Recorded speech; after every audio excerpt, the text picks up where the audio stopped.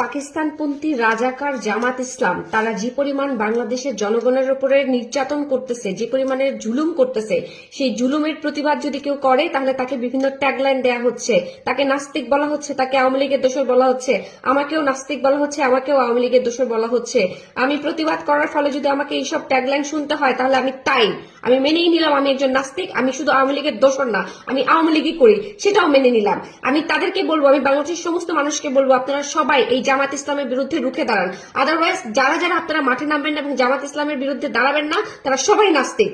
জামাত ইসলাম জঘন্য কাজ করতেছে বাংলাদেশে, প্রত্যেকটা মানুষকে ধরে ধরে নির্যাতন করতেছে, জুলুম করতেছে। এই জুলুম সহ্য করার মতো না। তারা পাকিস্তানি, তারা হচ্ছে রাজাকার, তাদেরকে কোনোভাবে বাংলাদেশে ঠাঁই দেওয়া যাবে না এবং সবাইকে এই ব্যাপারে অবশ্যই সচেতন হইতে হবে এবং সবাইকে এই ব্যাপারে রাজপথে নামতে হবে।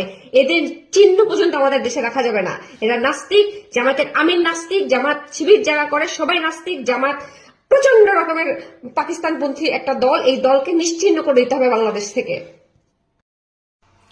আচ্ছা, বলা হচ্ছে আমি নাকি দাড়ি টুপি দেখলেই তাদেরকে জামাত মনে করি, কিন্তু আমার প্রশ্ন হচ্ছে যারা হচ্ছে দাড়ি টুপি পরে তারাই কেন গালাগালি করে, তাদেরই কেন গায়ে লাগে, তারাই কেন হচ্ছে এই অরাজকতা সৃষ্টি করছে। আর যখন ধরা হয় যে এই তুমি এই কাজটা করলে কেন, তখন তারা কেন বলে আমরা তো জামাত করি। তাহলে আমি যে জামাতকে নিয়ে কথা বলছি, আমার ভুলটা কোথায়, আমি কি ভুল করেছি? আর একটা কথা স্পষ্ট করতে চাই, যারা এই যে আমি জামাতকে নিয়ে কথা বলছি এবং এনসিপি কে নিয়ে কথা বলছি, এনসিপি যে দুর্নীতিগ্রস্ত সেটা আমি স্বচক্ষে দেখেছি, সেটার চক্ষুর সাক্ষী আমি। আর জামাত যা কিছু করছে এটার সমস্ত জাতি দেখছে। এখন কথা হচ্ছে আমি বিএনপি কে নিয়ে কথা কেন বলছি না। বিএনপি কে নিয়ে কথা এই কারণে বলছি না কারণ বিএনপি সম্পর্কে আমি কিছু জানি না, বিএনপির মধ্যে আমি নাই, বিএনপির সাথে আমি কখনো যুক্ত ছিলাম না, বিএনপির কাউকে আমি চিনি না।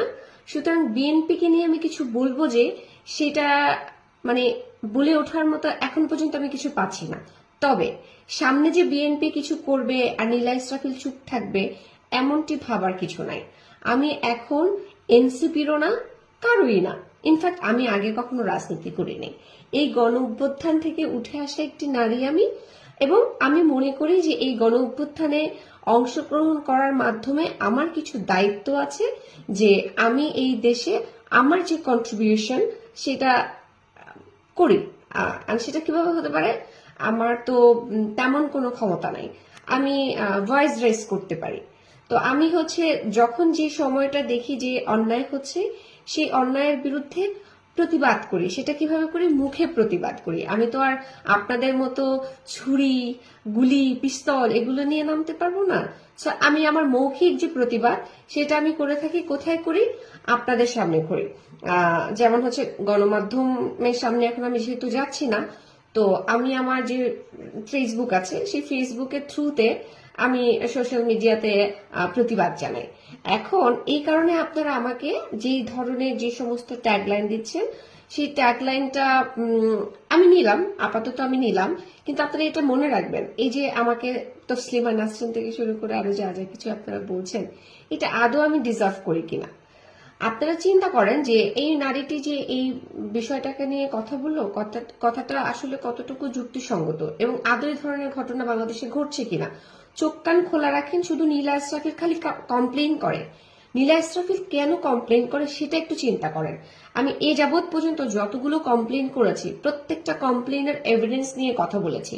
আমি এই কথাটা অনেকবার বলেছি, আবারও আজকে রিপিট করলাম যে দেখেন যে কমপ্লেইনগুলো আমি সাধারণত আপনাদের সামনে করে এসছি যাবৎ পর্যন্ত, এটা আমার একার ঘটনা, বাংলাদেশের প্রতিটা নারীর ঘটনা।